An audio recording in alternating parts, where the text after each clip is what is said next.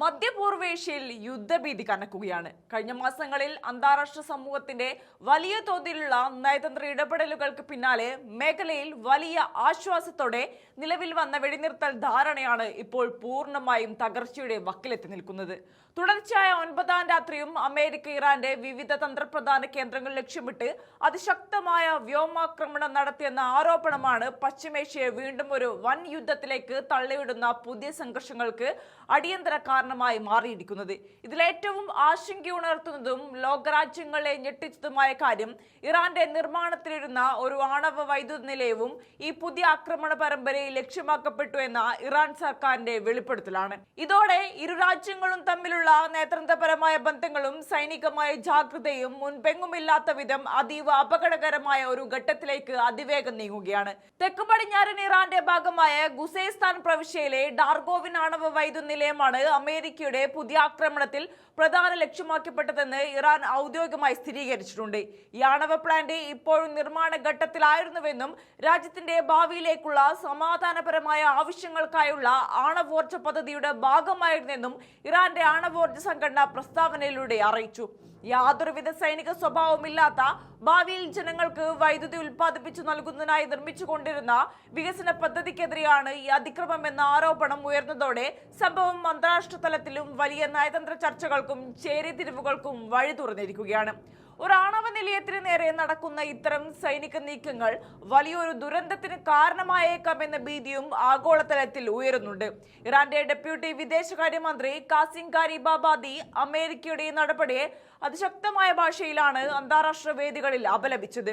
ഡാർഗോവിൻ പ്ലാന്റിനെതിരെ ആക്രമണം ഇറാന്റെ സമാധാനപരമായ അടിസ്ഥാന സൗകര്യങ്ങൾക്കു നേരെയുള്ള വെല്ലുവിളിയാണെന്നും ഇത് രാജ്യത്തിന്റെ പരമാധികാരത്തിന്മേലുള്ള കടന്നുകയറ്റമാണെന്നും അദ്ദേഹം ചൂണ്ടിക്കാട്ടി. ഇത്തരം അവിവേകപൂർണമായ ആക്രമണങ്ങൾ മേഖലയിലെ നിലവിലുള്ള അസ്ഥിരതയും സുരക്ഷാ പ്രതിസന്ധിയും കൂടുതൽ വഷളാക്കുമെന്നും ഇതിന്റെ ഭാഗമായി വരും ദിവസങ്ങളിൽ ഉണ്ടാകാനിടയുള്ള എല്ലാ പ്രത്യാഘാതങ്ങളുടെയും പൂർണ്ണ ഉത്തരവാദിത്തം അമേരിക്കയ്ക്ക് മാത്രമായിരിക്കുമെന്നും അദ്ദേഹം ആഞ്ഞടിച്ചു. അതോടൊപ്പം തന്നെ തങ്ങളുടെ ദേശീയ സുരക്ഷയും താൽപര്യങ്ങളും സംരക്ഷിക്കാൻ ഇറാൻ ഏതു വിധേനയുള്ള ഉചിതമായ നടപടിയും സ്വീകരിക്കുമെന്ന കടുത്ത മുന്നറിയിപ്പും അദ്ദേഹം ലോകത്തിന് മുന്നിൽ നൽകി. ഇറാൻ ഭരണകൂടത്തിന്റെ ഈ മുന്നറിയിപ്പും വെറും സാധാരണ നയതന്ത്ര പ്രസ്താവനയല്ലെന്നാണ് മിഡിൽ ഈസ്റ്റ് രാഷ്ട്രീയ നിരീക്ഷകർ വളരെ ഗൗരവത്തോടെ വിലയിരുത്തുന്നത്. കഴിഞ്ഞ മാസങ്ങളുടനീളം ഇറാൻ പലവട്ടം ഔദ്യോഗികമായി വ്യക്തമാക്കിയിട്ടുള്ളത് രാജ്യത്തിന്റെ ആഭ്യന്തര അടിസ്ഥാന സൗകര്യങ്ങൾക്കും വർഷങ്ങളായി പടുതുയർത്തിയ ആണവ പദ്ധതികൾക്കും നേരെയുണ്ടാകുന്ന ഏതൊരു ആക്രമണത്തെയും ഒരിക്കലും അവഗണിക്കില്ല എന്നാണ്. അതിനു പുറമെ ശക്തമായ തിരിച്ചടി നൽകുമെന്നത് തങ്ങളുടെ പ്രഖ്യാപിത നയമാണെന്നും അവർ വ്യക്തമാക്കിയിട്ടുണ്ട്. അതിനാൽ തന്നെ ഇത്തവണത്തെ ഇറാന്റെ സൈനിക പ്രതികരണം മുൻകാലങ്ങളെക്കാൾ വളരെ ശക്തവും പ്രവചനാതീതവുമായിരിക്കുമെന്ന ആശങ്കാജനകമായ വിലയിരുത്തലുകളാണ് സൈനിക നിരീക്ഷകരിൽ നിന്നും പുറത്തുവരുന്നത്. ഈ പശ്ചാത്തലത്തിൽ പശ്ചിമേഷ്യയിൽ നയതന്ത്ര ശ്രമങ്ങൾ വീണ്ടും അടിയന്തരമായി സജീവമാക്കേണ്ടതിന്റെ ആവശ്യകത ഇപ്പോൾ കൂടുതൽ ശക്തമായി ഉയരുകയാണ്. തകർന്നുകൊണ്ടിരിക്കുന്ന വെടിനിർത്തൽ കരാർ എങ്ങനെയെങ്കിലും പുനഃസ്ഥാപിക്കാനും ഇരുപക്ഷത്തെയും ചർച്ചയുടെ മേശപ്പുറത്തേക്ക് തിരികെ കൊണ്ടുവരാനും യൂറോപ്യൻ രാജ്യങ്ങളും അറബ് സുഹൃത്ത് രാജ്യങ്ങളും ആഹ്വാനം ചെയ്യുന്നുണ്ടെങ്കിലും നിലവിലെ സാഹചര്യത്തിൽ ഇരുപക്ഷവും കടുത്ത നിലപാടുകളിലാണ് ഉറച്ചു നിൽക്കുന്നത്.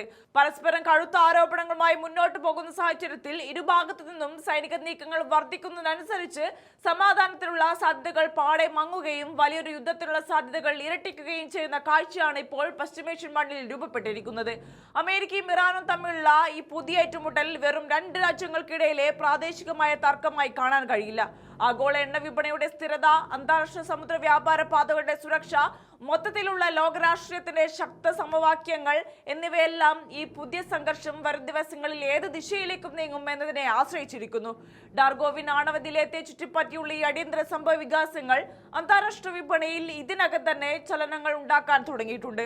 അതുകൊണ്ട് തന്നെ അടുത്ത ദിവസങ്ങളിൽ ലോകരാജ്യങ്ങളും ആഗോള മാധ്യമങ്ങളും ഏറ്റവും സൂക്ഷ്മമായി നിരീക്ഷിക്കുന്ന ആഗോള സമ്പദ് വ്യവസ്ഥയെ പോലും ബാധിച്ചേക്കാവുന്ന ഏറ്റവും പ്രധാനപ്പെട്ട വിഷയമായി ഇത് മാറുമെന്ന് ഉറപ്പാണ്.